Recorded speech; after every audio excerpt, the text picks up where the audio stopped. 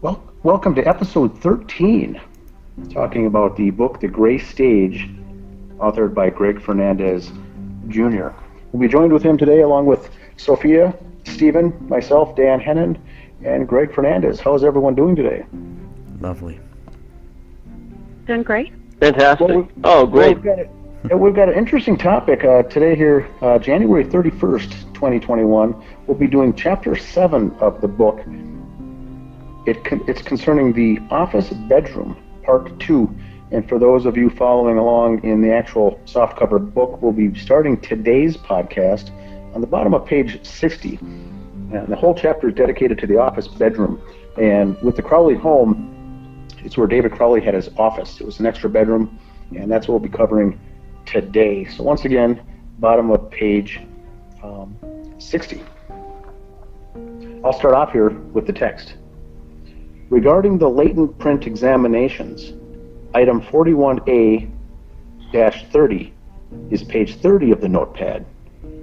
LP 41A30-1 is a latent impression, parentheses, finger/palm, observed on page 30. Latent print results were, quote, inconclusive to Crowley due to the limited quality and quantity of information in the latent and known prints, end quote. Similarly, item 41A/31 is page 31 of 59. LP 41A31-1 is a latent fingerprint on page 31, which was identified as David's left middle finger. This is the only conclusive connection between David and the Notepad. So what are our thoughts there on that first section, guys?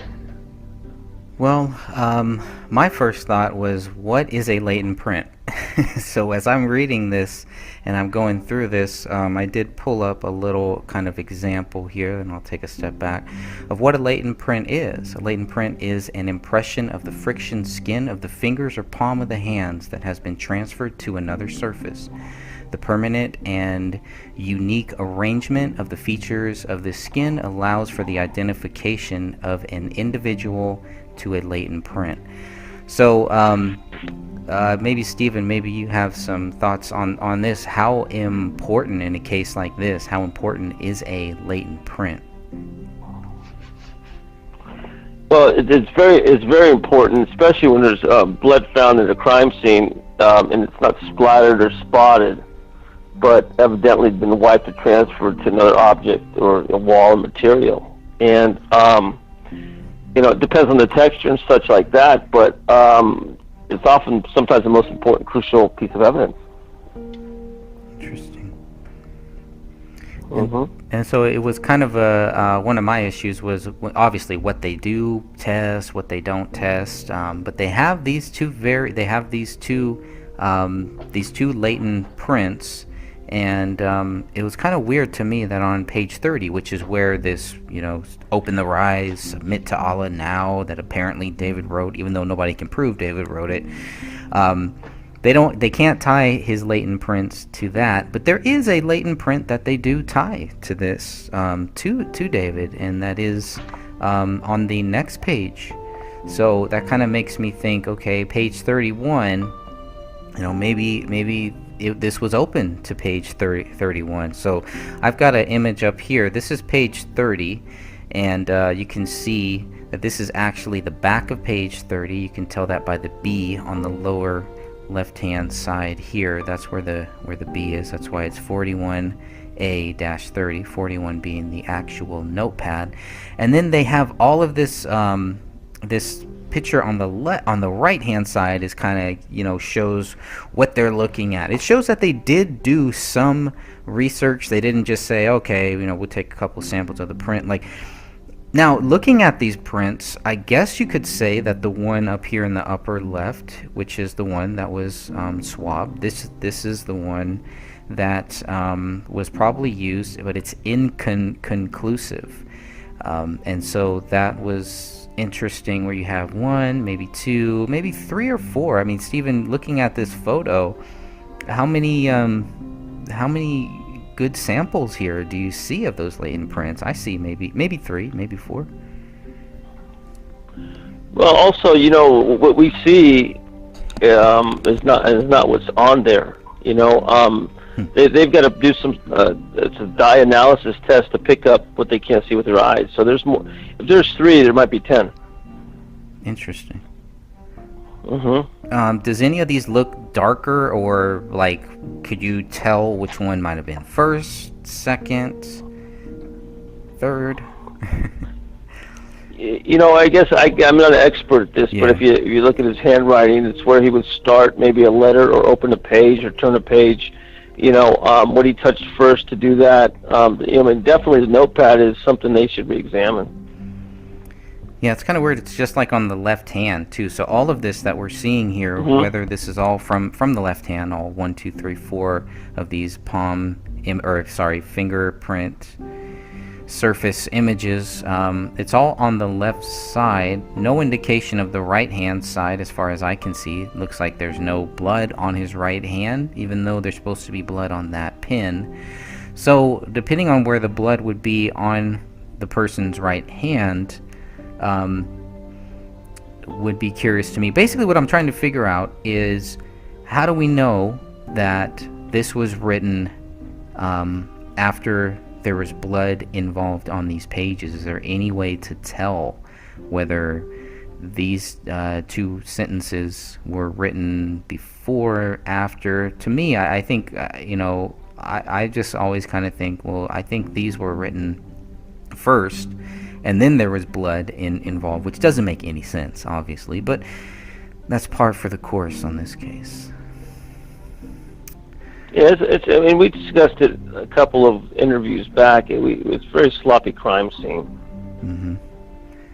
It is. But looking at the image on the right, at least we see that they've tried, right? They've seen, they took some notes on this page. On the actual document, it looks like, I don't know if they actually wrote these notes on this document, or if they wrote, if they did like a photocopy and then wrote their notes. Okay, open, it's up, down. I can't really tell on that. I would assume that they're different, because if you look at where the 41A30 is on the left-hand side, and then you compare that to where the 41A30 is on the right-hand side, they're obviously in 2 separate places. This 41A30 on the left-hand side was written on the actual note page. Once the note pages were all taken out of the Notepad, this was actually written on that. I don't know if that was a good idea or not, but again, I'm not a police officer. Sophia, do you have any thoughts on anything with this writing here that we're seeing? I mean, any thoughts at all on any of the stuff we've talked about so far? 2 sentences we've only covered. 2 paragraphs. Well, my question is, was he flipping with his left hand with the blood? Because they found blood on the front, and then they found it on the back, right?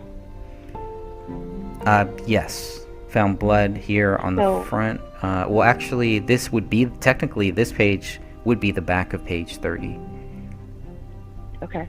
Which is weird. I don't know how who writes on the back of a page, but yeah. Yeah, that's kind of strange. Yeah, if you're right-handed, do you normally flip with your left hand? Yeah, if I'm on a Notepad, yeah, I could see that.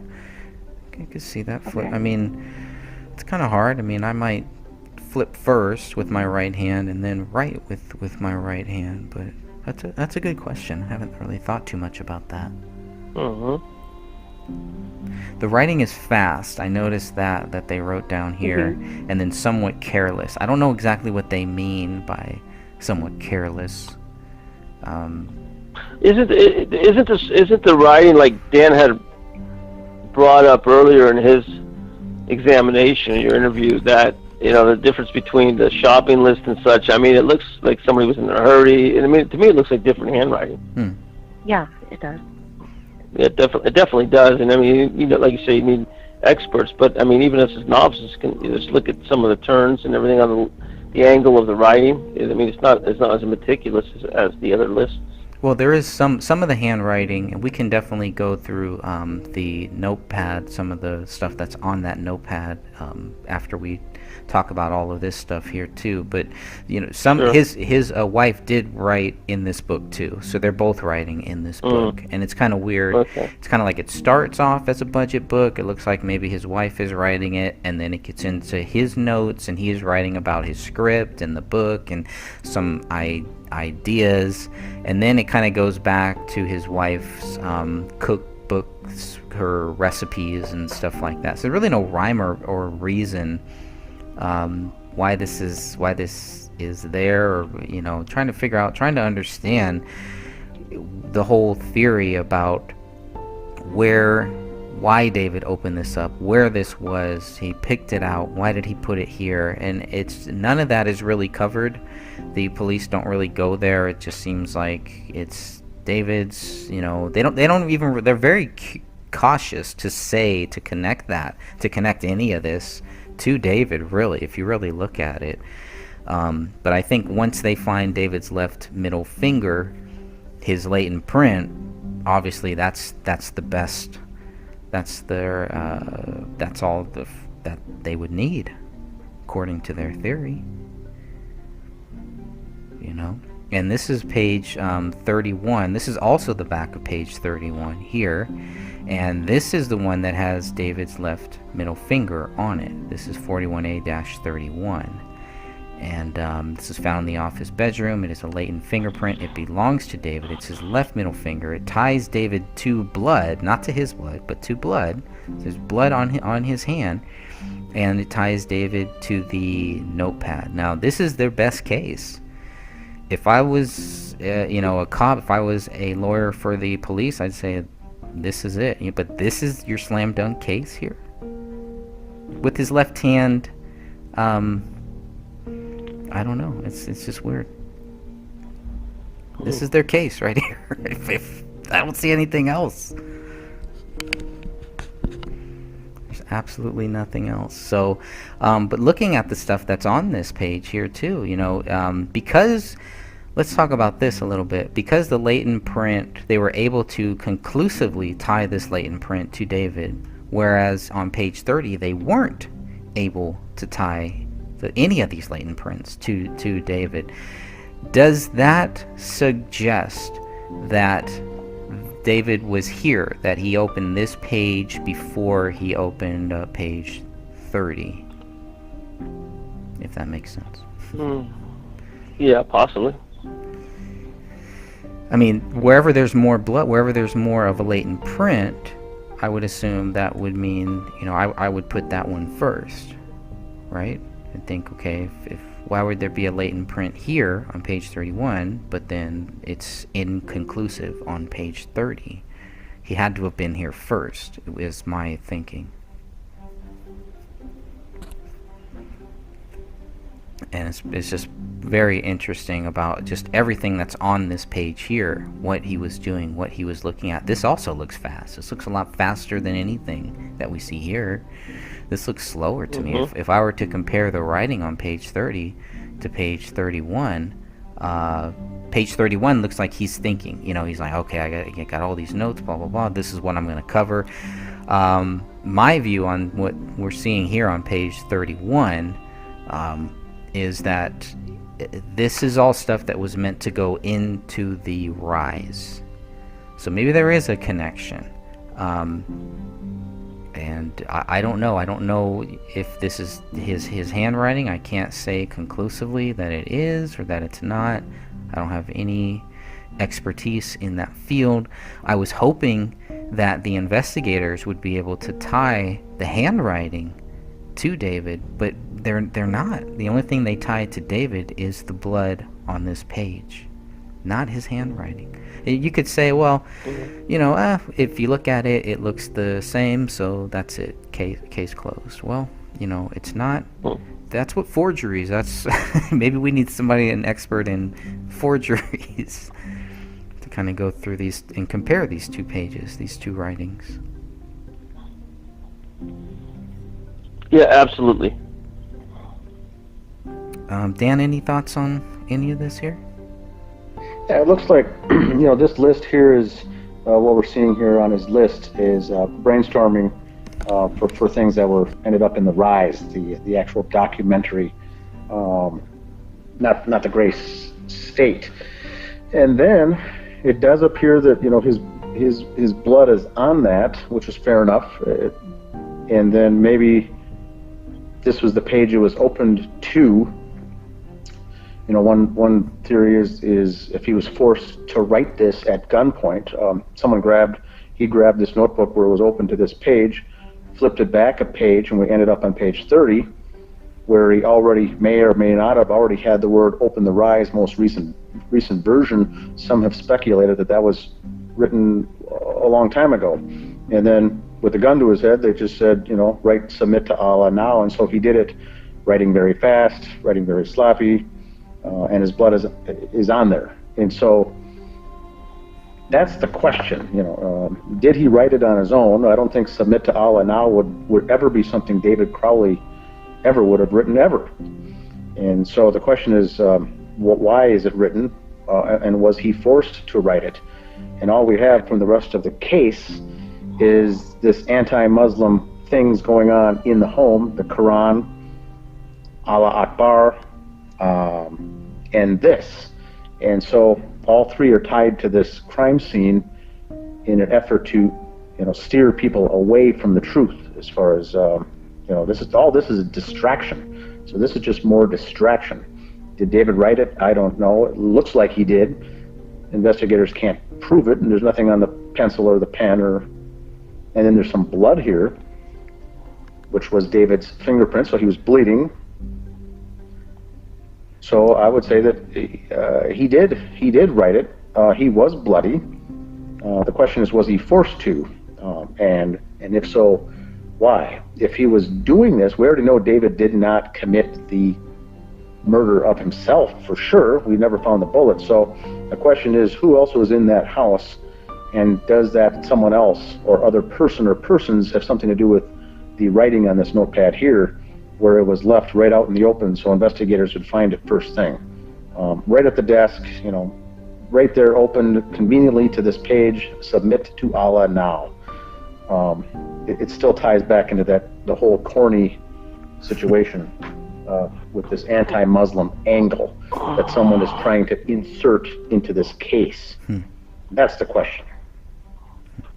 Well, also as I pulled up, I compared the notepad "Submit Allah now" and the handwriting, and in the notebook it is capital A, kind of lowercase AH, and if you look at the wall, everything's in capital letters, Dan. This is two different people. You have creatures of habit. Yeah, we might start with a capital, yeah. But I go to lowercase. I look at my writing, it's pretty consistent, no matter how I write it, whether it's on a wall or whatever. And so I've done an episode of that previously with the handwriting analysis, just looking at the handwriting found in the house, in the home, on the wall, on the gift packages and things like that. And the first thing I did was to deduce the fact that David probably didn't write anything on that wall in blood with his own hand. It looks like a left-handed person wrote it. Maybe some of the letters from a right-handed person, but it looked left-handed. And it looks like written by someone who likes to write in all caps. The only person on the scene that likes to write in all caps was Dan Crowley Jr., which is his brother. And so the only time I brought up that scenario, people had assumed that I am suspecting that Danny killed the family. And what I was saying is, it looks like Danny wrote on the blood on the wall. He may or may not have been involved in the killing of the family. We don't know that, but my first bet would be that Dan Jr. was the responsible for writing on the wall, because the gift wrap Christmas presents are all written in all uppercase. The A's match the H's, the L's on the gift wrap presents, the way he writes Merry Christmas and Uncle Danny and whatnot. It looked almost exactly like Dan Crowley Jr., the brother, wrote the blood writing on the wall. It was performed by him, would be my guess. There may have been more people involved, but it was for sure by him. Now the question is, why is he in the house? Now what we see here is lowercase, but then we get the word now in all uppercase, and it looks like it's written, fast or quickly, or like they wrote, writing is fast. And so, who knows if this was written by someone to make it look like David's handwriting, which could also be the case. The only person we have connected to this case with forgery so far is Dan Crowley Jr. with a banknote where he's signing his father's name and signature of his father. So we only have one case of forgery really to look at. And so if this is a forgery to make it look like David wrote it, our first suspect would be Dan Crowley Jr. once again. So I don't know if David wrote it or if it was made to look like it was David's writing, but it's odd to say the least. In both of these scenarios, I've come to the conclusion that Dan Crowley Jr. was involved in both of these. And the only other thing that's Muslim related is that Quran. And so, if he was responsible for this whole distraction side of things, and other people committed the murder or the crimes themselves, it still places him there at the scene. And so that's the much more disturbing thing we've got to deal with. But yes, it does look like someone either wrote it to make it look like someone else wrote it, someone tried to forge it, or someone wrote it fast, someone wrote it quickly, maybe two different people wrote it. I still don't know, myself, if as far as the killings are concerned, if the comment opened the eyes to the most recent version, why is that in here at all? And so the question is, was that part of David Crowley's notepad that he had already previously written as just a note to himself, perhaps a to-do list for some morning when he got up to open up that new version as a note to himself, and then the killers just had him write "Submit to Allah now" below that? Or was it part of the whole distraction, open the rise? I don't get the connection. The "Submit to Allah now" ties in with the Muslim distraction that we've seen in this case. Yeah. But I don't know if "Open the Rise" most recent version has anything to do with anything. And if it was meant to have something, if it was meant as a code or a message, then what exactly is that? To me, that's confusing. Yeah, it really is. You kind of look at the way that the rise kind of rises, the text rises off of each line, whereas the open is kind of the same. There's a lot of things like that kind of make me wonder. You look at the submit, that's kind of rising from left to right. That handwriting is kind of rising, whereas Allah and then now are pretty much kind of lined up. But the other thing that I think people should kind of look at is looking at where the fingerprints were, because I kind of thought, okay, well, you have the fingerprint. The reason why there's blood on the left side here is because he's writing with his right hand, or the person is writing with the right hand, and the left hand is bloody. When you look at the table where the notepad is, there's a lot of blood on the left hand side that could correspond to a bloody left hand. Whereas when you look at the right side of that table, where items 39, 40, and 41 are, where the pen, the notepad, and then the big pool of blood that's next to this notepad, there's really nothing. There's no blood on the right hand side except for that pen, obviously. So I just, thinking about this, take your left hand and try to write this here, and as you do, with these blood spots that we're seeing here, would those blood spots correspond to somebody using their left hand to write this? Or, would there be more blood if they were using their left hand? But when I kind of do it, and the reason why I do this is to see, okay, well, if they only find the left middle finger, and not on this page, on page 31, they find the left middle finger, but it's all on the left hand side. There's really no blood on the right hand side of these pages that we are looking at here. So it does make me wonder about the left hand theory, the left hand man. which reminds me of, I can't remember what that movie was, The Left-Hand Man. Oh, that's going to bother me now. It'll come back to me. It's a TV show. You guys have to know this TV show. Left-Hand Man. Well, it's my impression that with David flipping through with his left hand, and especially with the now part, it just seems like it was written with his left hand. Now, I mean, I can't prove it, but everything about that just seems off. And I don't know, just the whole case. The whole thing is off. I was thinking of a TV series called The Fugitive. There was a movie made on that too, where it's like this guy is basically he's framed for a crime, and he knows that it's a left-handed man who actually did it. Pretty interesting. Way off topic, but just kind of looking at some of those things to understand. And it's like another thing is, like how Dan was saying, it's they made sure to open the rise, the most recent version, right? That's the one that we want people to focus on. And what is the most recent version? If we look at it, hadn't been finished yet. So is the most recent version the one that was leaked right after David Crowley died, which is a rough cut version? Or do they want us to look at the most recent version, which is the one that came out after his death, that was made by people who think that David Crowley is guilty? It's pretty interesting, especially when we know for a fact that they were trying to make money off of the most recent version after David died. So while they're accusing David of this crime, they are also trying to make money off of this project that is created by someone that they believe is a child killer. Just like Sophia said, it doesn't make sense.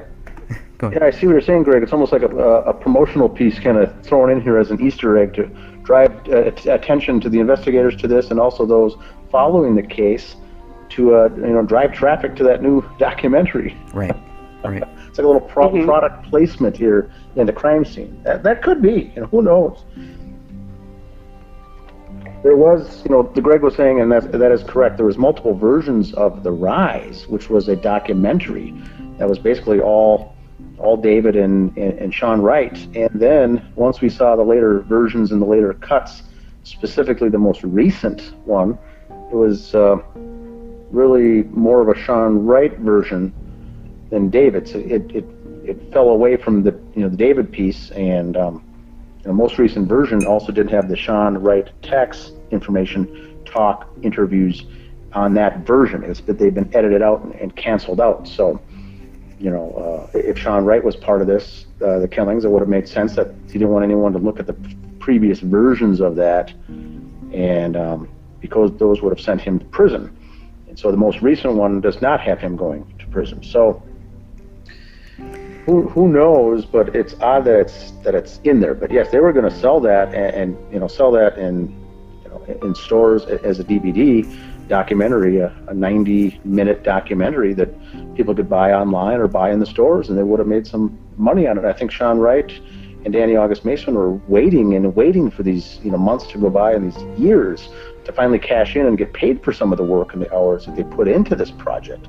Not only the Gray State, but The Rise. Sean Wright put hours and hours of editing and time into this, and I don't even know if he was employed full-time during this time. He was having tough times financially and was waiting for this to be sold. And then that month of December, when all this went down, is when David says, you know what, I'm going to release it online for free, just to throw it out there to the public. And that's what I think what David was doing, was yanking the chain of those around him to see what kind of response he'd get. And that's what really got, I think, some of these people in his inner circle pissed off when he says, I'm just going to release it for free. I'll just do it myself. We're not going to make any money on this. And by this time, I think David had already understood that the people closest to him in his inner circle were the actual snakes he'd been trying to avoid for the previous years, and the bad guys were all within his midst. And that's when he figured out, I think, the walls were closing in on him around Christmas time, and He set that deadline for Danny August Mason to get his legal paperwork in. He set the deadline to release The Rise on December 31st, I think. Right before the new year, he was going to release it, publish it just for free. And then I think that's when the whole Gray State team had to put some plan of action into action to end the life of David Crowley. Too many things were not going in their direction. Yeah, and why would Sean think that he was going to go to jail for that? I mean, all that ended up happening was what should have happened is you don't pay your taxes, you get fined. But unless you're like at an untouchable level, or you think you are, why would you think that you're going to go to jail because you foolishly put in a documentary? Nobody forced him to do it. He put it in there, just yapping, talking about not paying taxes. But how many people do we know that have gone to jail for not paying their taxes, aside from one very influential mafia man? I think the difference in the taxes is this: there's the ruling the ruling on federal income taxes versus the ruling on the state income taxes. And so The Rise was talking about the documentary that the IRS and the Federal Reserve is all a fraud anyway, and individuals do not have to pay income taxes, and we never should have had to pay federal income taxes. Now that's a fact. That is true. I think if you do go to court, you will win that case every time, because nowhere does it state that individuals need to pay federal income taxes anywhere. That's reserved and earmarked for companies, corporations only. Well, Sean wasn't paying the federal, and he was not even filing his state income taxes.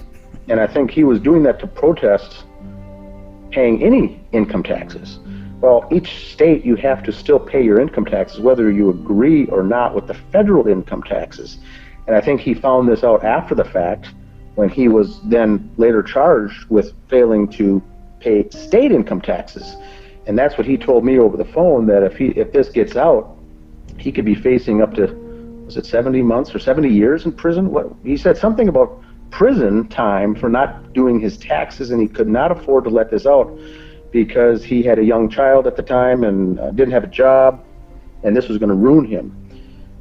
So it related to the state, and that's where he was charged with and pled guilty to not paying state and the Minnesota state income taxes. Federal had nothing to do with it. I think that's why he was very cavalier in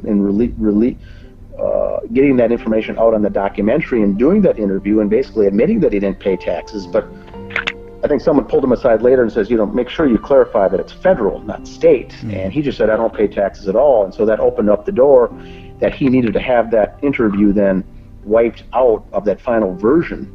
And that's what he told me that he was so upset about, that David was going to release the full version and was going to send him to jail, which may or may not be the case. I don't know of many people going to jail for any kind of tax problem.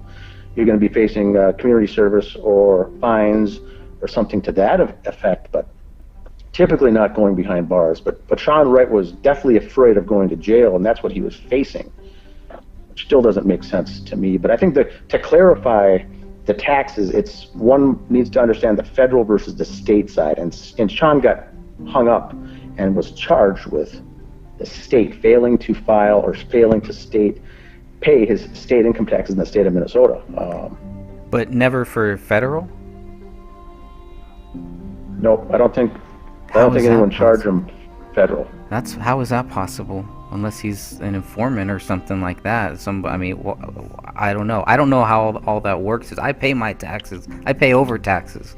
I don't Correct, want. I don't need. And I do too, my federal taxes. But I also know and have understood the rule that individuals do not ever have to pay federal income taxes. Ever. There was a great film by Aaron Russo on that.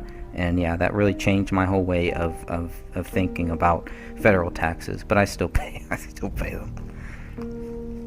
Yeah. So his was, he was going on and on about that in the interview that he did on the Rise relating to taxes, about the individuals not required to pay federal income taxes ever.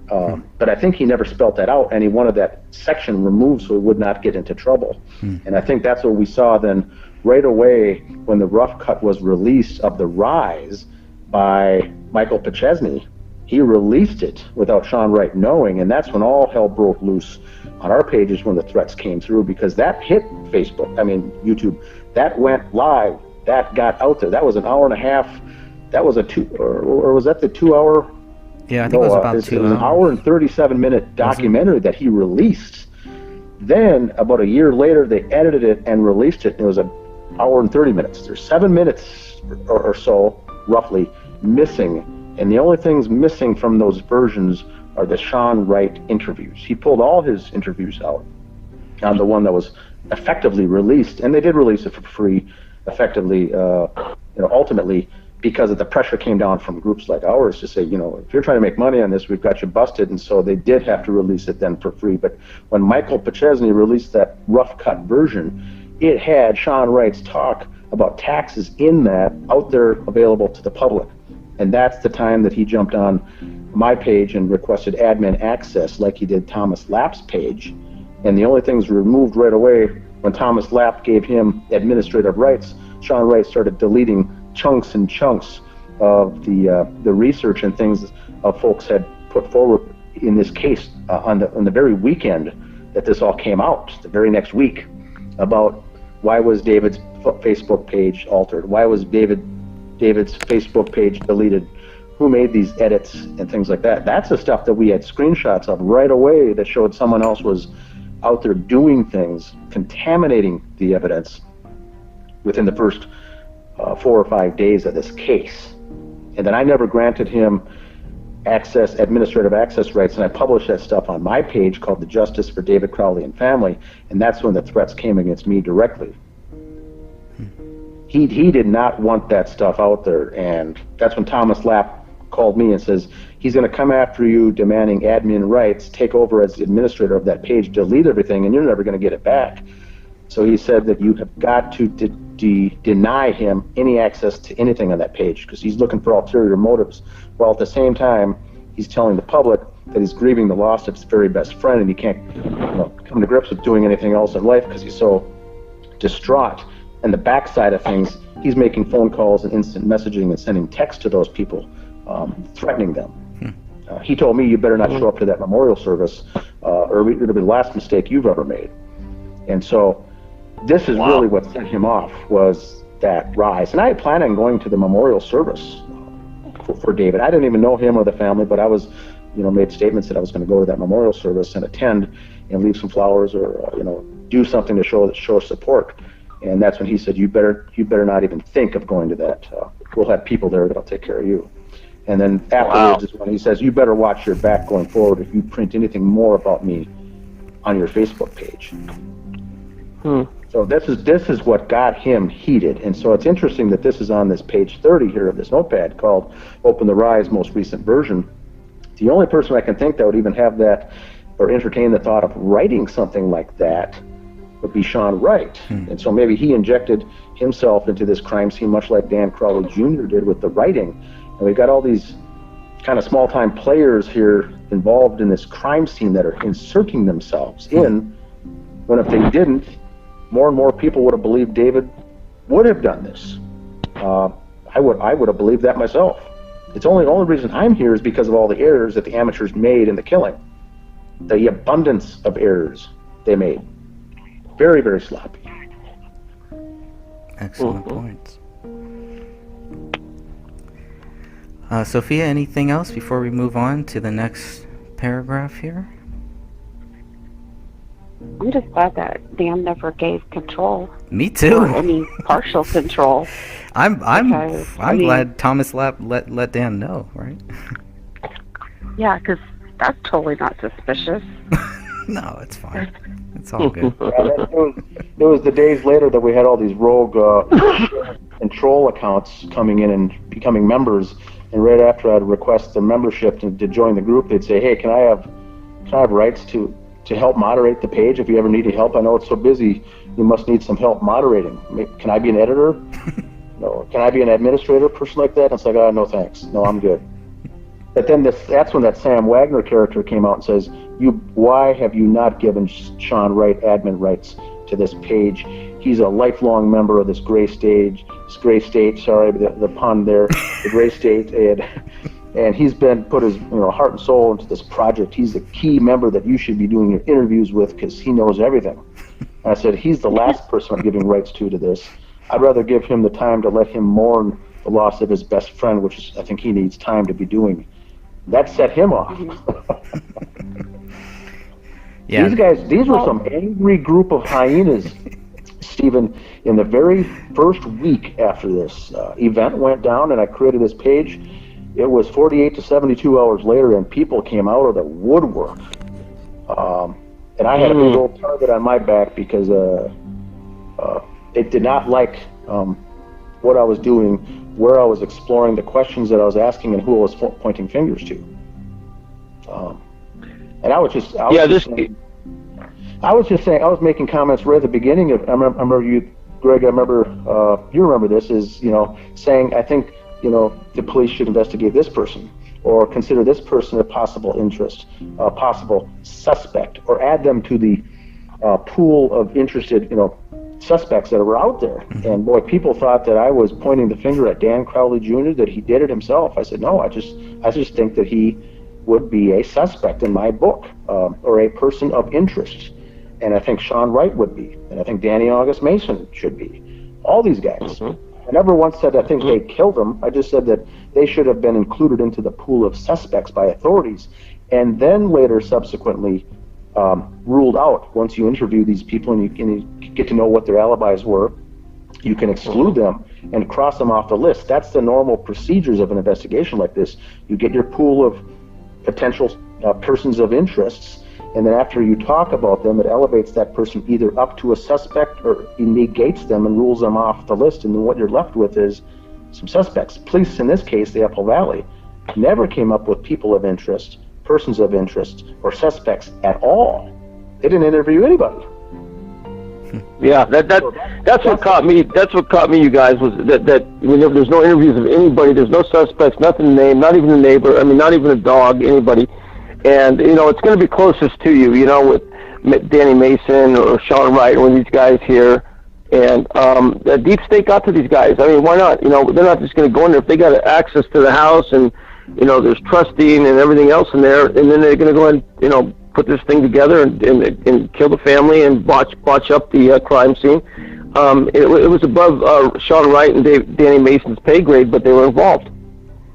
Yep, and that's what we've been saying from the very beginning. They're involved in some way, shape, or form. I don't know how, but still they were involved. That's a slam dunk. Any armchair investigator at this point, 6 years later, can tell you that they were involved.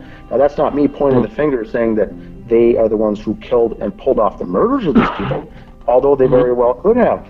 But you've got to put these people under a microscope of where they are, where they were, what were they doing, what's their alibi.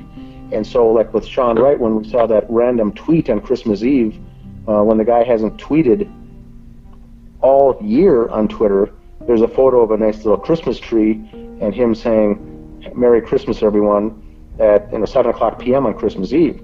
That, to me, is why is he trying to place himself at home? Where was he really? Why did that tweet needed to take place? Why did he need to post and publish a photo image of a Christmas tree on Christmas Eve, when many have suspected that this family of the Crowleys in Apple Valley were killed on Christmas Eve?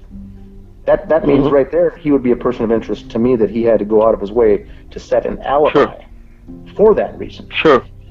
Oh, And sure. so- I'm working a homicide case right now with an elder abuse that led to a dog bite. The dog bite was set up with control of the granddaughter caregiver who had abused the old man. They tried to put him in the car with a known dangerous dog of 5 police reports and animal control reports, and it was covered up to do the same thing. They take the closest people to you, like the granddaughter, and if you look at investigation, always look at the wife, whatever kids. The Crowley family's sadly gone. Now you got to step. Who visited that house the most next? That's it. Correct. Yeah, the film crew visited the house, the screenwriters, what have you. Everybody attached to his, pet project, his pipe dream, what have you, he wanted, and they were all involved. Those are the people visiting the house. It's just like business partners. Correct. And then you got to take the statements of those very same people to police. And I don't know if you've read this, Stephen, but when they interviewed Danny August Mason, he said that he had no connection or business relationship to David on the film. He was just merely an actor. And so that was a lie right there. He was a co-founder of this entire project and one of the lead management people from the business situation of this entire project for these 4 years, leading up to this. Oh, yeah. And so now absolutely. I mean, why are you lying to detectives then? That would be your next raising your antenna. So the question is, did the Apple Valley Police just not know, or did they focus it and shut this case closely very, very quickly, as David did it because they were instructed to from above? I mean, the very first public release that they gave was, David did this, and oh, by the way, the public is not in any danger. They had to spell that out, that the public, there's not a madman on the loose. They had to spell that out right away, that the public was not in any danger. And we got this whole thing solved and tied off with a nice little bow, and everything is done. And then they went back and did a 1-year investigation and kind of came to the conclusion with evidence that supported that theory. But at the whole time, what have we been left with in the last 6 years in Apple Valley, Minnesota? We have had the killers on the loose. That's the whole point of your job in police, is to have protect and safety of the people. We've got killer or killers on the loose to this day, and now we're 6 years later. That's the point that we're trying to make here with this, the book and the justice page and everything else. Now, we know David didn't do it. The problem is the killers out there that did it are running around free. That's the biggest takeaway that most of our members on the justice page are frustrated with, is the fact that these lunatics, and I'll call them lunatics, are out there.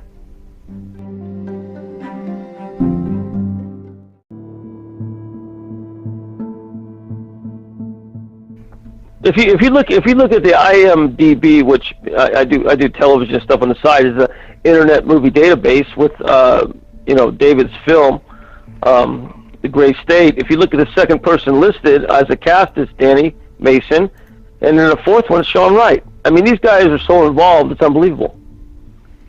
Yeah, they spent a lot of time on that project, and in the case of Sean Wright, was looking ultimately for his big payday, whether it was the movie, the web-based TV series, the Netflix series, the made-for-TV, or the documentary. He needed to have a payday, and none of that was coming. None of it. The only thing he had left was a documentary.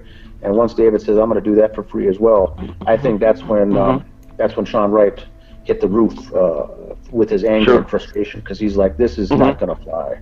He just realized that he just got used for 4 years and got tossed aside like a piece of meat, and he wasn't going to have any of that. And so retribution is a bitch, and I think that's what his mindset was at the time. This family will pay, and pay dearly, so this can all fall into my lap. And of course, the whole script and everything fell into Danny Crowley Jr.'s and his father's lap, and handed over to Danny August Mason to proceed with it. And that's when they started creating the new company, incorporated a new company in the state of Minnesota with the Secretary of State, and started moving forward with the new screenplay. So it's all very obvious now, 6 years later, that we know what's all going on. But back then, it was they thought they had everyone out snookered, is what I think, and we were just these pesky folks on the side getting in their way. So that's unfortunate. Greg, should I continue on page 61 then? Yes, unless anybody else has anything else, I will, let's see, I'll keep going here. I'm going to get to, the ESDA, because this was another thing here that kind of, I was like, okay, well, what is a ESDA? A ESDA works by applying an electrostatic charge to a document containing suspect indented writing. The indented writing is visualized through the application of charge-sensitive toner. Indented writing created from previously written documents on overlying pages can then be seen. In some cases, this method can be applied to develop fingerprints on documents. So if anyone was like me, had no idea what this ESDA was, I was looking around for it. You only see this on 2 pages. So because it's only on 2 pages, as Dan is going to read here, it just made me think, okay, did they look at every page and then they only found ESDA on these 2 pages? Or did they clearly see that there was some indented writing on these blank pages and then did this electrostatic detection on it? So I'm not sure. I'll read it here, and maybe hopefully Sure. maybe Stephen will be able to expand a little bit more on this. But let me read this first paragraph. It says, page 61, separately, quote, 2 ESDA, Electrostatic Detection Apparatus, lifts taken of impressions found on the front side of page 20 of the spiral notepad, end quote, were examined and labeled as item 41A-20A. Item 41A-21A consisted of, quote, 2 ESDA lifts taken of impressions found on the front side of page 21 of the spiral notepad, end quote. Should I continue on with the next section, or do you guys want to discuss that? Well, you know what?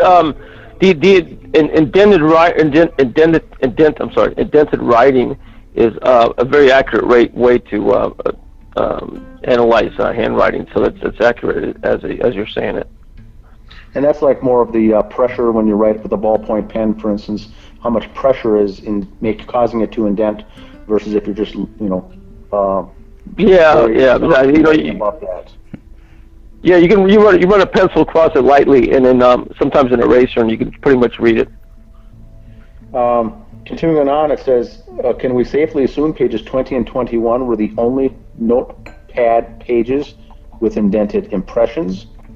Now, that's a very good question. So, Greg, like you said earlier, we got an 80-page notebook here. Mm-hmm. It's only 59 pages left in it. The others were torn out, and they picked 2 pages with indented writing.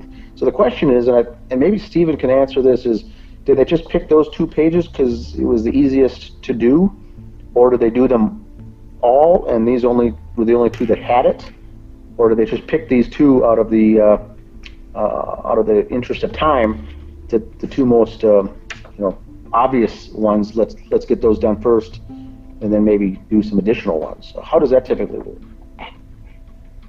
You know, I've done this a couple of times on cases, and you usually get to about maybe the 2nd and 3rd page, maybe, but for sure the backup page where the ESDA transfers from pressure. I can't answer your question on that one. I mean, as a former cop and stuff, I mean, like a lot of guys used to say, you got to be a little bit lazy, but sometimes it really does go against you, and I don't think they spent the time. They probably could have done better with that. Yeah, and so if you have it just with these 2 pages here, and we're looking at pages 20 and 21, and like Dan said, we only got 59 pages, but actually they only got 59. There were only 59 pages in the notebook. We only got about 28 pages. So that was the other question. It kind of skips for, I think the lot we get, it goes page 1, 2, 3, 4. It skips around. And the last one is labeled page 59. So the fact of where page 20 and page 21 are very relevant, and the image that we're looking at here now is what they found from both of those pages. So this is from page 20 and 21 when they were able to do the examinations. This is what they found here. And so this made me think that, again, this part, I think, is part of David's part of his fictional script. That's what I was thinking. He's taking notes. He's kind of writing down what happens with this as this script is going, kind of what happens inside of that script. So the actual pages, I think maybe page 19, is in page, I don't know, unless there's See, the problem is there could be pages mixed in between 20 and 21. We just don't know. We can only go by what they label the pages as and the pages that we have gotten. I believe we only got about 28 pages. So should we think that the other pages of the 59 that we didn't get, are those all blank? And you know, that's those are some of the questions that I would ask. But if you read some of this stuff, I don't know, you know, is this all supposed to make him seem crazy too? Is this all tied into David being a conspiracy theorist? If you've listened to David, if you've ever, you know, listened to any of his speeches or any of his speakings, does he sound crazy? Not to me.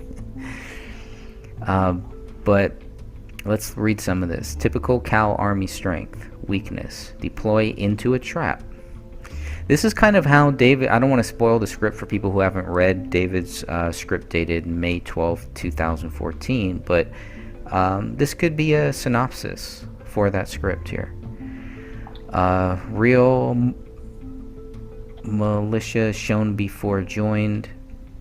Ass.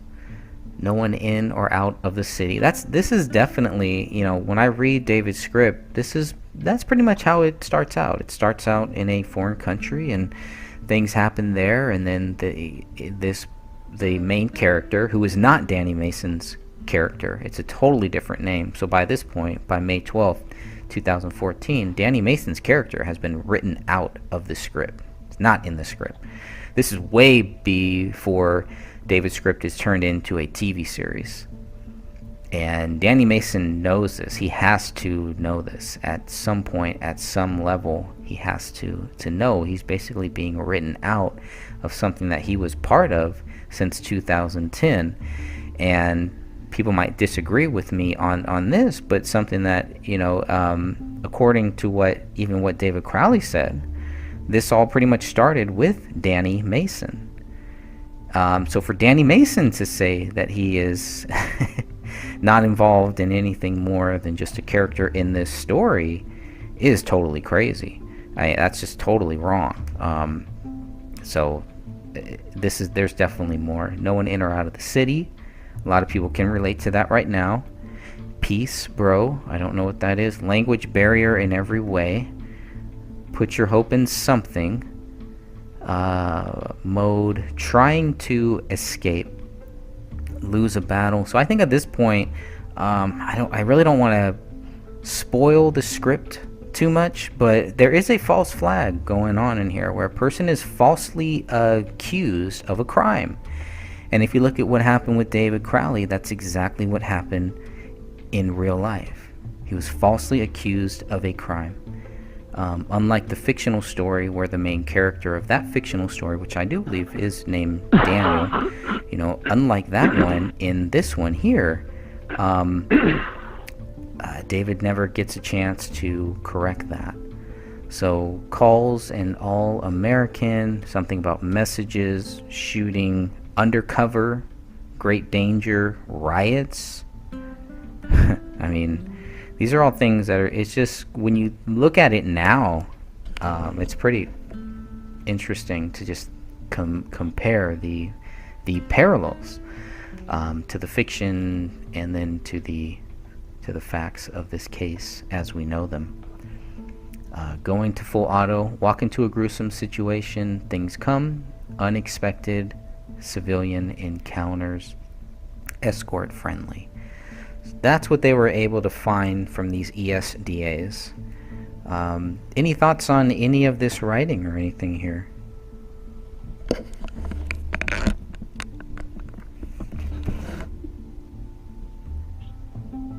Is it possible that those pages actually weren't in the notebook by the time the police had it, and just the indentation was still there? Yes, left over? that could be, absolutely.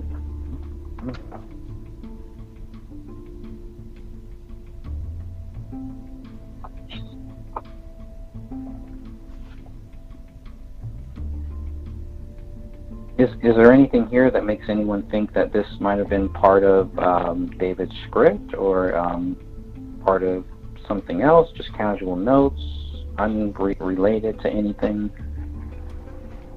A lot of the notebook is just casual notes that he's jotting down, lists, that kind of thing. But it does remind me of the script.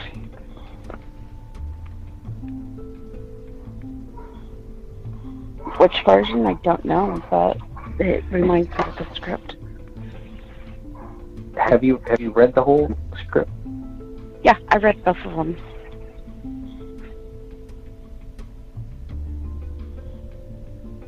Yeah, there are a couple things in here that are very, very similar to that. Except for the undercover thing, I don't know if I remember where that came from.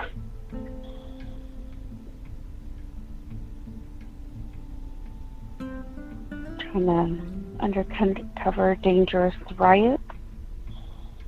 Is that what it says? Yeah. Huh. Sounds kind of familiar.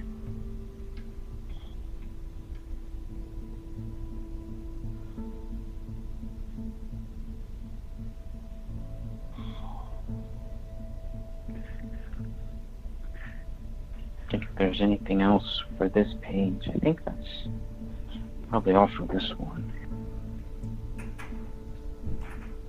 Yeah, I agree with Sophia. Probably just script notes related.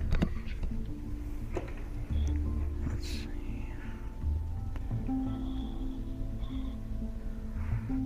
If not, All right, this is. go ahead. Should I go at the final paragraph here, yeah, Grid? It says handwriting comparisons between what was written on the notepad and the writings on the refrigerator door and checkbook in the kitchen never happened. Period.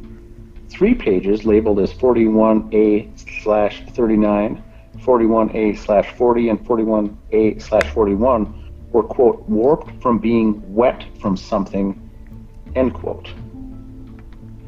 Yeah, and I've got those pulled up here.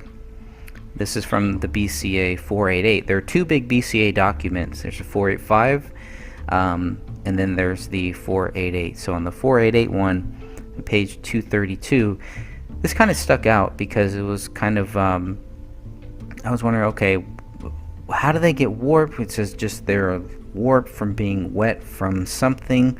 If you go back to the crime scene photo where these items are, you can kind of see there's a paper towel there, right? There's a roll of paper towels there.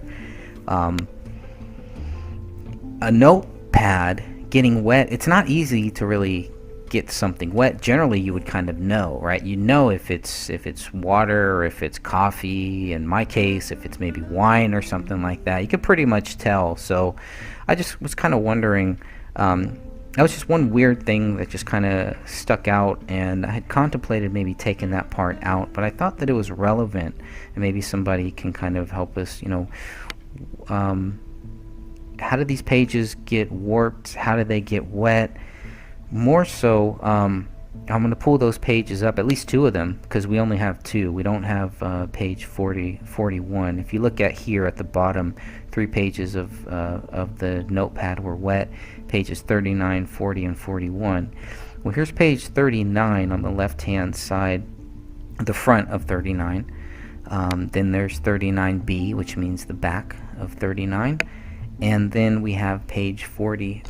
So, because we don't have the actual color photos of these pages, it's hard to tell how warped it is, but just looking at, obviously, these black and white images, they don't look very, very warped. The one on the left-hand side might be more tied to David, possibly, little drawings, doodles of a person's head. But then pages, the back of 39 and then the front of 40 looks more like his wife's writing. She's writing things for her. She had a business, right? She had a oh, help me out here. I want to say a baking business, but she had like a cupcake business kind of a thing. Yeah, something like that. Which was really good. I've seen some of the cakes and some of the baking things that she did, and it was really good. And you can see some of the recipes here. So, and again, these are pages after what David wrote. There's no blood on these pages. So again, it's, looking at the whole document, which pages do have blood, which pages don't. David's stuff is right in the middle of this notepad. And it just, I don't know, it just seemed very out of place. But I wondered why these 3 pages were warped. What could have warped them? How long would they have been warped for?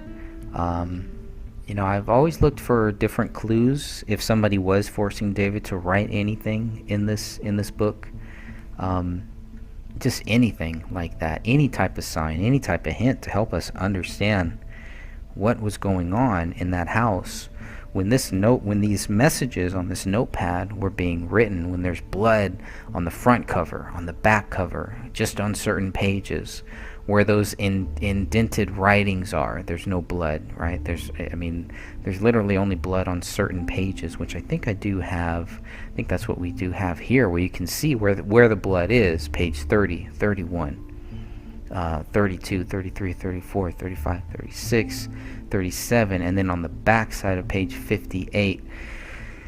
It's just kind of odd where this is. It's, how does blood get on all of these different pages? You have to be flipping through this notepad to get to a certain page.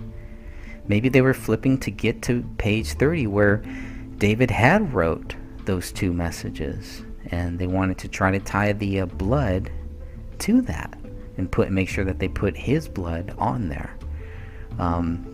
If it was the right hand that was found, if it was the latent print of David's right hand that was found in this notepad, I might think that maybe somebody, took his hand, his severed hand, or his right hand that is missing, and just added blood to it and just plopped it down there. But this is his left hand, which is still there. It still looks like it's in pretty good shape even when it's found.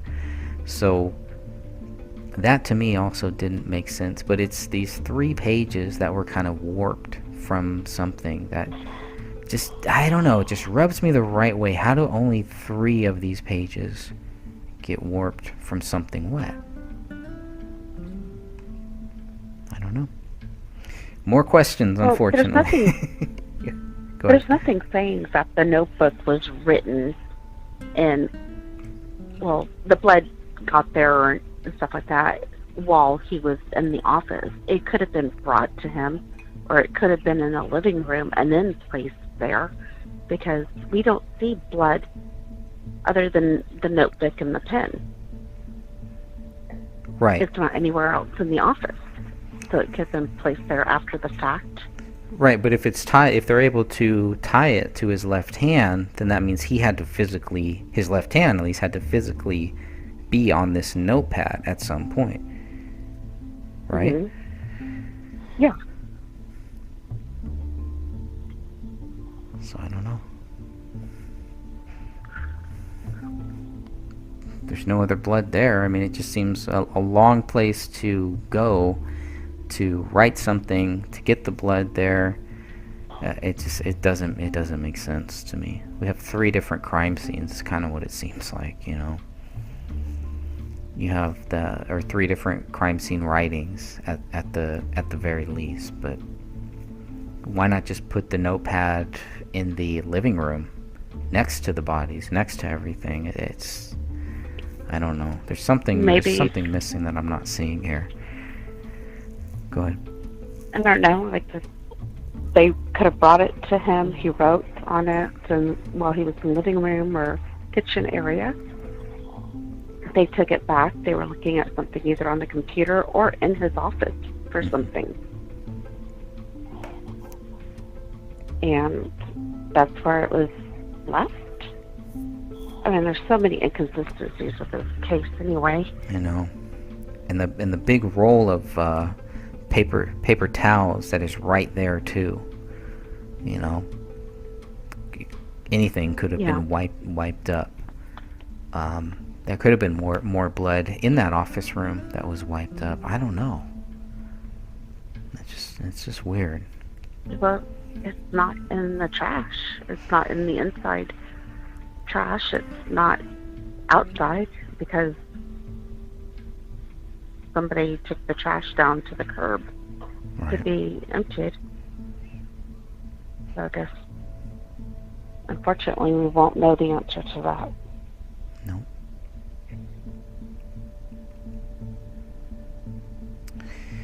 And then I would also, lastly, here, unless anybody has anything else on anything that we've covered so far, looking at pages 53 to 58 of the BCA 488, you'll get a lot of good information about the back and forth that the BCA and the investigators were all covering. As far as what they were going to do. I mean, there's a lot of stuff here that I was just looking through this like, wow, I could have included a lot more stuff in this book, maybe just covering some of these things that they were going back and forth with. So I don't know, let's see if I can go there or not. But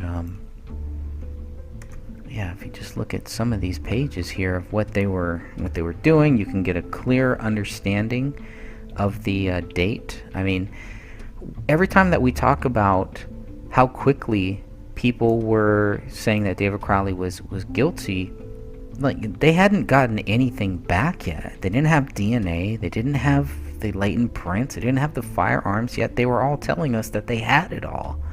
Why would they do that? Why would the Gray State team do that?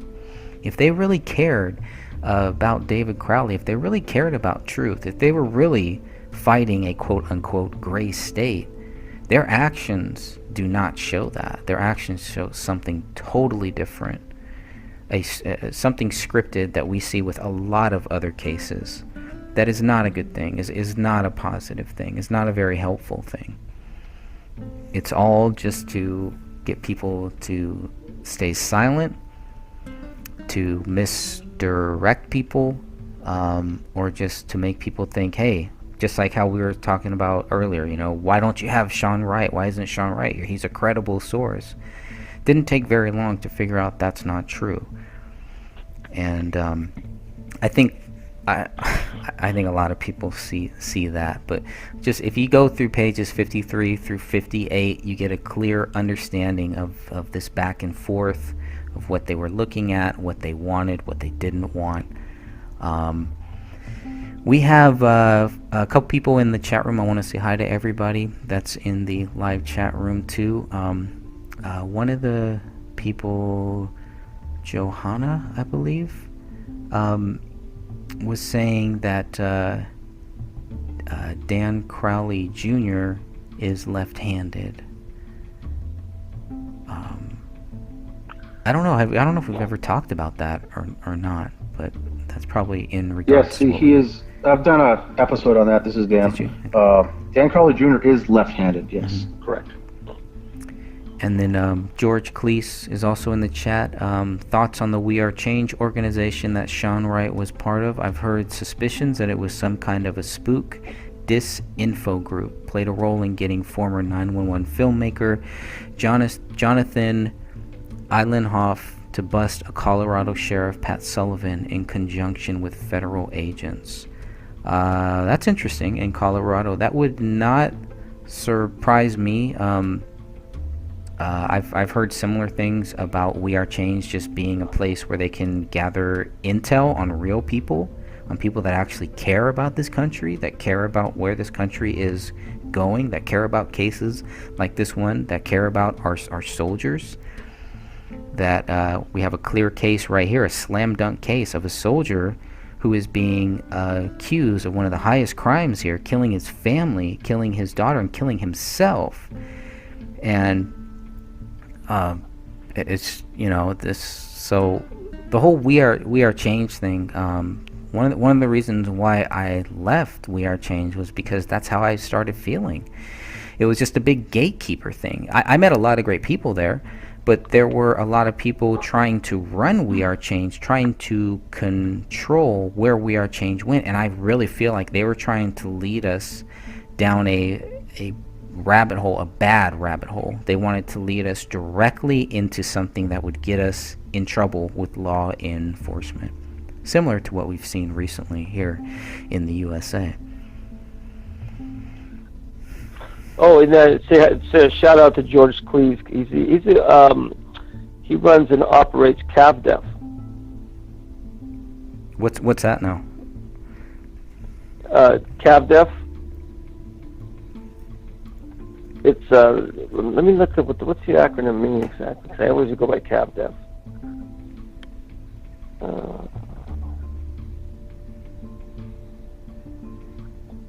Coalition Against Voter Disenfranchisement. Oh, interesting. Oh, I didn't know that. Yeah, he follows our kind of cases, Yosemite case, and he's on my Facebook. But he hit me up today for the podcast, so he's on. Oh, that's awesome. Hey, George. Well, hey, George, keep up the great work, man. I'll try to follow you more on that, because I've just started paying attention to that stuff.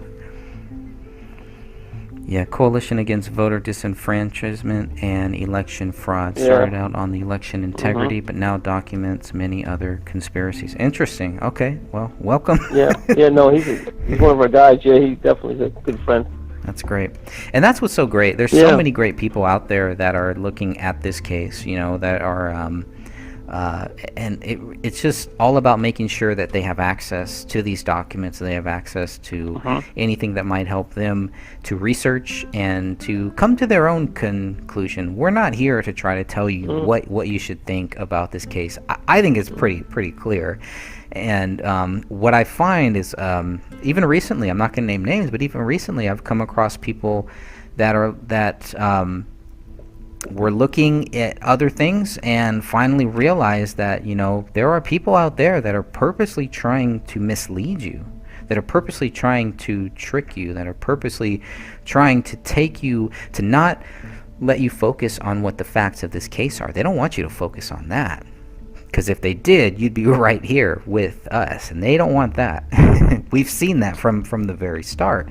The people that wanted admin rights, they don't care about facts. They don't care about the facts of this case. They don't want you to look at that, because they know what will happen. You start looking at the facts, and you will come to a factual, logical conclusion about this case pretty easily. Honeypot trap for truthers is what Johanna says. Interesting.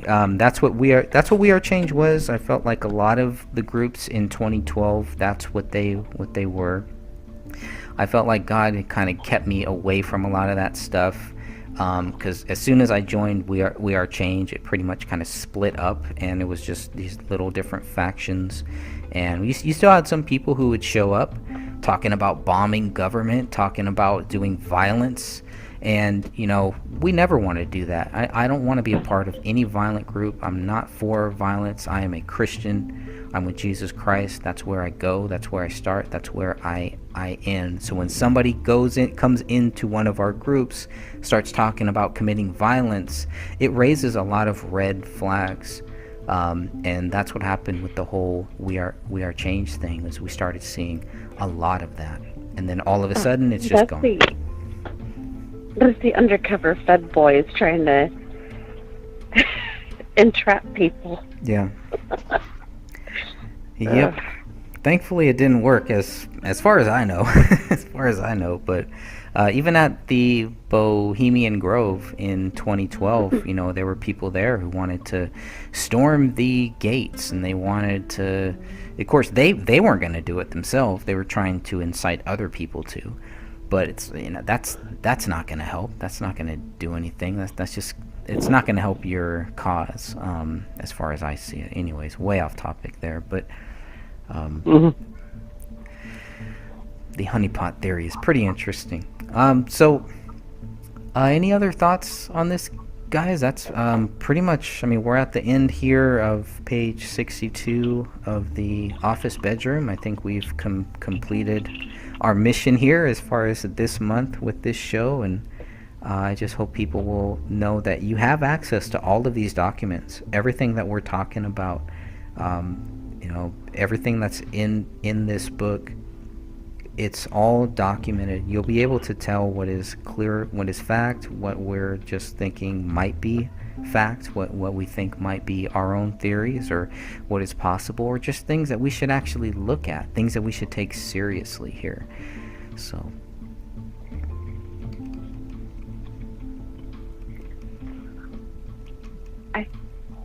I don't have anything else to add. It was a good episode. It was nice to have Stephen join us too. Well, thank you. I enjoyed it. I researched some of the blood transfers and things like that. We've probably all looked at ourselves on the internet, but just to go back to one of the photographs in the hallway, the height of it and everything else. And usually when it's pressed like that, and that blood splatter, and it was tough to find anything close to that. It looks like that blood, splatter, that blood transfer on the hallway wall was placed there. Okay. It wasn't, everything else is smeared and everything else. And I like going back to Dan's theory, which, every time we speak about this case, there's something new. It's like an onion that peels. Yeah. Is that when you write in capitals and lowercase, what have you? I mean, and especially in a situation like that where there's adrenaline going, we all don't talk about how nervous these guys are in there. And this isn't Sunday brunch. They want in and out and whatever. They're gonna do what they do by habit. And when we got Allah is great, on the wall. In capitals, that totally tells me we know for a fact that there's more than one player, whether it's deep state or not. It's related to who was closest to David, and I'll come out and say it in my own self-risk that this Sean Wright and Danny Mason are dirty on this. Have you actually dug into any of their backgrounds? I have. I see that. I sent an email to Greg and Dan. I pulled up some YouTube videos of Danny August Mason, and this guy is a cowboy. You need to dig into Sean Wright if you haven't. I started looking into that. He looks like he's done some fairly potent interviews, Sophia. Well, it's not just the interviews. His criminal history is what you need to look at the most. Mm. Okay, cool. If you have anything, email it to me. Okay, yeah, I can definitely do that. Yeah, I'd love to see anything you have. He's assault and battery numerous times, breaking and entering, things along those lines. Trying to remember off the top of my head. Yeah, credibility is one thing, but and you look at what they're trying to do with David's project, currently, and who was involved back then. And I've had two television projects knocked off. One from a reputable network, and the other one years later from my talent. It was on the sizzle reel, and Discovery launched it for one episode. But when imitation is the greatest form of flattery is fine for the first time. Second time, write me a check. And this was David's project, and these guys they're just vultures, and they've shadowed this thing, and he's gone, and you don't see anything that's any kind of condolences. It's just like it was business as usual, and these guys took control. Well, like with Danny August Mason, he already had a new film company, created it in his head basically, and was talking about it, I believe, 72 hours after their bodies were found. And Hothead Productions? No, that was David's. It was Gray State Universe. Oh, okay. So he just took David's idea and just added a different word at the end. And Dan found that he even created a LLC or something like that in regards to it, got a business license, and is trying to get the script. He was trying to do this, continue it after the death. And then you have Sean, who was doing the documentary after their death. I mean, like immediately, they didn't skip a beat. Excuse me. Yeah, Sophia, you're right.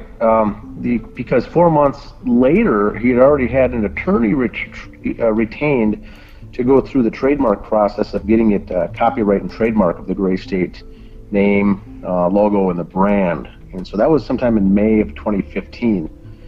But yeah, earlier on, he had already created the company and filled out the forms of an incorporation with the Secretary of State of Minnesota to create a company called Gray State Universe LLC. And this was still, I think, at the point where they thought that script landed in their hands, they could just simply move forward with it. But it was investigators within the Justice page on Facebook that said, you know, that is a, what is the term on that registration period? That was for how many years? That the written script was David's. He had a frame on his wall in his office that showed that he owned that registration through the year 2018 or 2019. And so then I think that's when he abandoned it, when he realized that he couldn't do anything with it until that expired from David's copyright.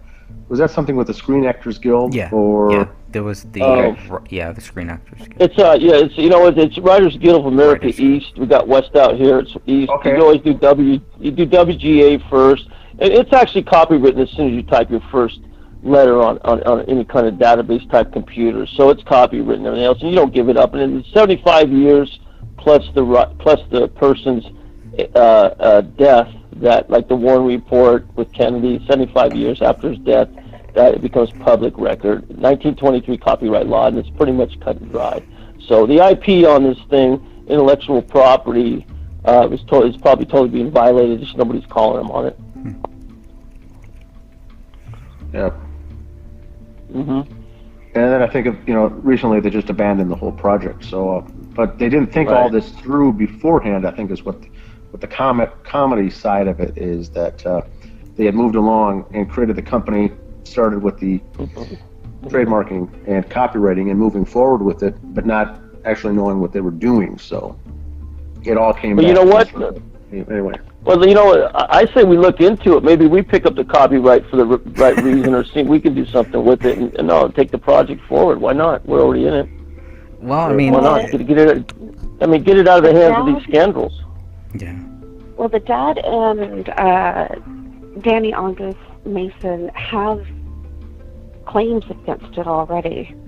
Do they? Uh-huh. Mm-hmm. You know what? You might go to maybe his father, or maybe some other family members that precede him going ahead and claiming that. It just seems like if they really wanted to move forward with the project, don't they understand they need to help us clear David's name first? Nobody's going to touch a project that is tied with a alleged child killer and a soldier that committed suicide. I mean, it just seems like it's kind of like they want the project dead. They want it in their hands so nobody gets it. Yeah. Well, here's what we do. We create a documentary around that documentary, and then we take what's in that documentary and we plug it in there, plagiarize or not, and let them sue us. But we do something in the respect of David and his family for his project, and we produce the whole thing in there with all these players and stuff. And you still that's just an idea, but you go around it and then bring it in. Yeah, you pretty much would. It's an idea. Yeah, it's not a bad idea. It's a story about what happened with David. Yeah. Yeah, I mean, we between all of us, we'll talk off what we're doing now, but we definitely have the people out here and everything. We definitely do something like that. Greg, look what you did with Philip Marshall was fantastic with a cell camera. Yeah, there's a lot of things I wish I would have done better or done different or different. It was pretty good though. I mean, it's good. It can be it can be amateurish. It still tells a story. Maybe that's what we look at is we just do our own gig. Why not? Yeah. Yeah. Sounds good. Thanks again for everything, guys. I got to jump off. Thanks again for, all right, Dan. Your comments, Stephen. And Dan, I'll talk to you later, man. All right, sounds good. See you, Sophia. See you, Greg. Thanks, Dan. Bye, Dan. All right, see ya. there goes Dan. Yep. He's an eligible guy. Yeah, very, very centered. Very centered guy. Yeah. Hey, so we go off there. Let's talk, okay? Yeah, for sure. Okay. For sure. Okay. Yeah, so I want to thank everybody in our chat room. Thank you all for joining me here on this channel. I really think as we keep going here, we're going to move a lot of our live feeds here to this channel. So try to make sure that you're subscribed to this channel, because I think we're going to move all of our David Crowley stuff here just in case something happens with my other channel. But next month we're going to talk about the master bedroom. Stephen, you're always welcome if you want to come back and join us. I'd like to get Stephanie back on too. Stephanie was a big part of some of our first shows. And I think just talking about the podcast, now that we've done 13 shows, this will be our 13th show here. I feel like, when I watch the first 5 or 6 shows, when I listen to them, I can see, and really when I started this podcast, when we started this, I had no idea what we were going to do, the structure, the format, and I think within the last maybe 4 or 5 shows, I think we found kind of our format. I really like just reading through this book, stopping, talking about different things. The master bedroom is literally 2 pages, so it could be a very short show, so that's why it's always great to have people in our chat room. To kind of, if you bring up anything, we would love to make sure that we include this into this podcast. The goal here is still the same, to get justice for this family. And I think that as long as we keep talking about it, we have achieved that goal. It's when we go dark, then we fail. It's when we go silent, then we fail. And silence doesn't always mean that you're just not talking about this. We have many people helping us behind the scenes. We have many people out there right now praying for us. Many people out there who are just kind of learning about this, trying to get caught up on it. And there is a lot to get caught up on. So I try not to get frustrated with people when they ask questions that I've heard 30,000 times. That's fine. Whether you like my answer or whether you don't, that's your choice. But if you ask me a direct question, I will do my best to let you know what I think. And I hope that everybody will too. We all have different views on different things, and I think when we come here, when we talk about this case, it's very important to listen to what other people say, even if we've heard it from other people in the past. There are many people joining the group still. We still get a lot of new people there. I would say especially in the last year, 2 years, and recently in this last month, to be honest, there's been a lot of people looking at the world, looking at our country right now, and saying this is what David was talking about. So next month we will come back here. There will always be a new podcast on the first of every month, and next month we're going to come back and talk about the master bedroom. Like I said, it's only 2 pages, so if you have anything, if anyone listening, watching this has anything that you want to make sure that we cover that is tied into the master bedroom, maybe something I didn't put into this book. On the physical book, this will be pages 65 and 66. That's pretty much about it. There's not a lot to really cover there. We have now covered, ending with the office bedroom, we have now covered pretty much all of the rooms that have blood in them, all the ones that are tied to this crime scene, to the actual case. We've covered everything that is related to any writing, any accusations against David. We've pretty much covered that, and as you've all seen, there's nothing here that really ties David to this crime. You have a left middle finger that ties David to this crime. That's it. So God bless you all, and I'm gonna go ahead and shut this down, and I hope everyone listening to this, watching this, will join us next month. And I will say until then, Murder at 1051 Ramsdale Drive. What happened to David Crowley, his wife, and his daughter? If this was truly a double murder-suicide, why did investigators fail to prove David Crowley guilty? Where is the evidence David Crowley killed his wife and daughter? Where is the evidence David Crowley killed himself? Within 24 hours of finding the bodies of David Kamel and Rania Crowley, the Apple Valley Police Department were treating the incident as a double murder-suicide. Authorities cannot prove David wrote Allahu Akbar in his wife's blood on the living room wall. Authorities cannot prove David wrote I have loved you all with all of my heart on a laptop in the kitchen. Authorities cannot prove David wrote Open the Rise most recent version Submit to Allah Now on a notepad in his office bedroom. Authorities cannot prove the dog trapped inside the house ate David's right hand, both of Kamel's hands, and their daughter's right arm, since dog feces tests were never done.